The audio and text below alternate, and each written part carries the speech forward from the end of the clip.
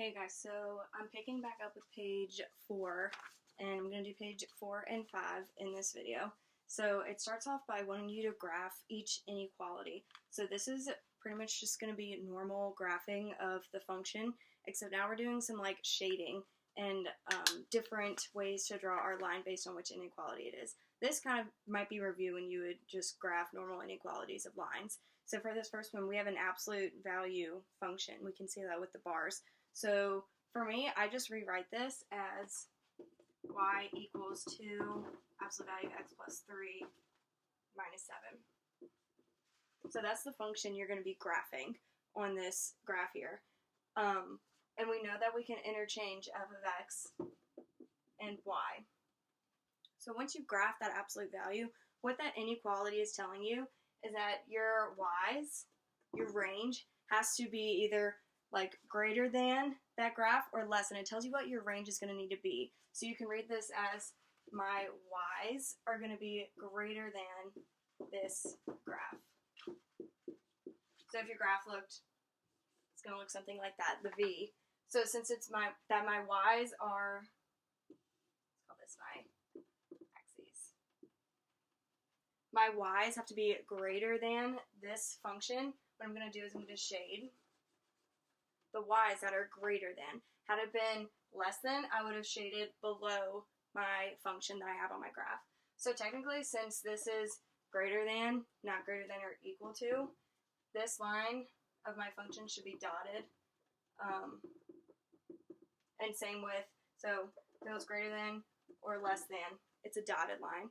But if it's greater than or equal to or less than or equal to, it'll be a solid line. So it just changes the way that your lines look when you draw your function, and it tells you which way you have to shade. So it just talks about your y's here, what they have to be in this scenario given that inequality. In the second one, you have another absolute value function. So I would use any means that you have been using to graph functions, however you get your table of values, whether you plug them in yourself or you use calculator or some online source. You just graph it, be careful with your line, whether it's dotted or solid, and then shade accordingly. So number 17 is just a little investigative question. For the rest of these pages, so you now have these systems.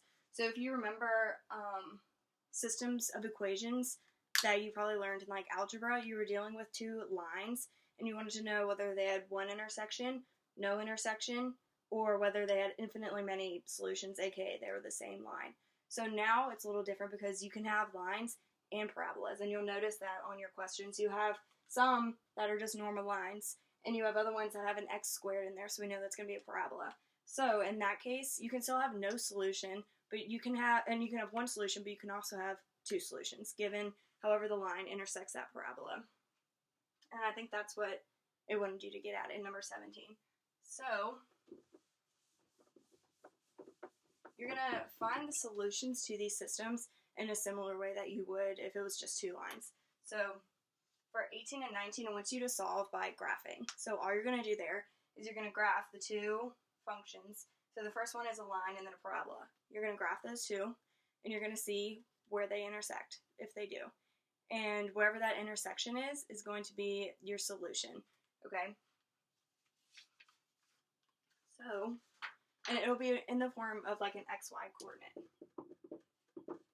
Right, because that'll be the intersection point, and that's our solution to a system wherever they intersect. That's how it was with lines, and that's how it'll be with this.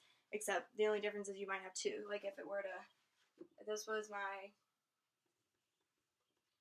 parabola,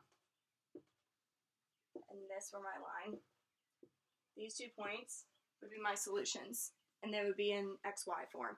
So I think for number 18, I think you only have one solution, and then for number 19, you actually have two parabolas. And you end up having two solutions for number 19.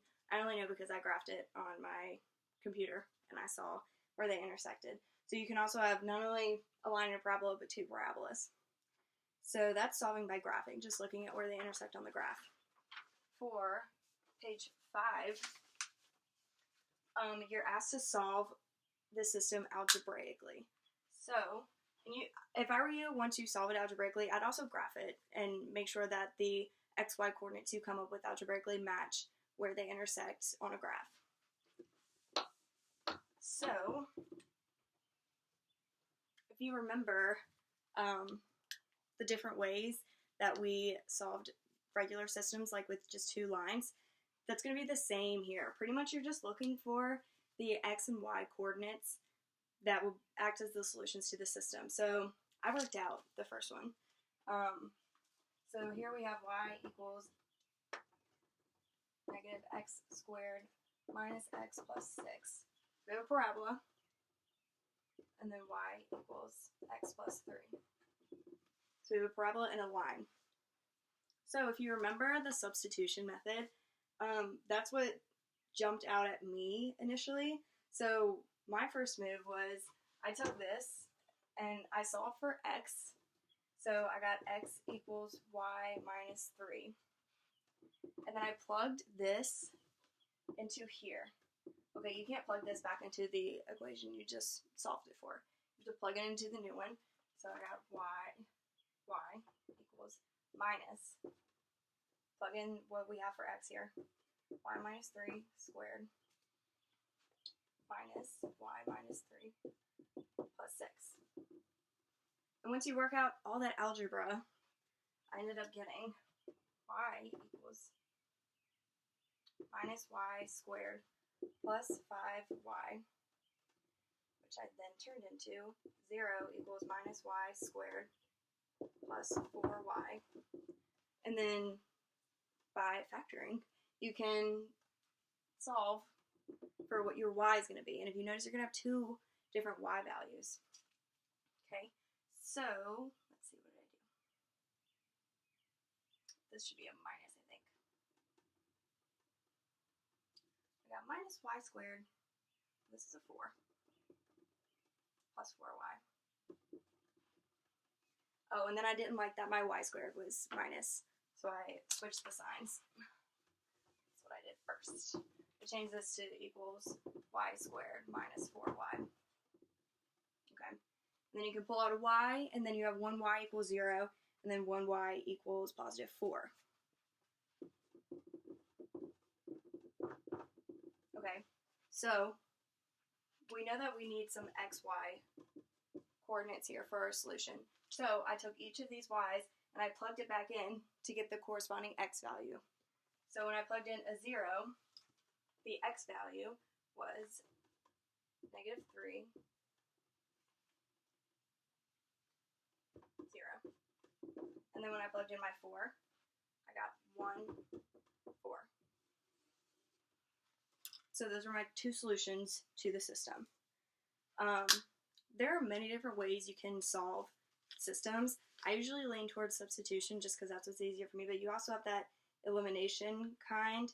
It looks like you could possibly use that on number 22, but you're just working with these 2 equations to eventually get some y or x values that you can plug back in and then get the corresponding value so that you can get 1 or 2 coordinate points, or none. Remember, there's a possibility that they don't intersect at all.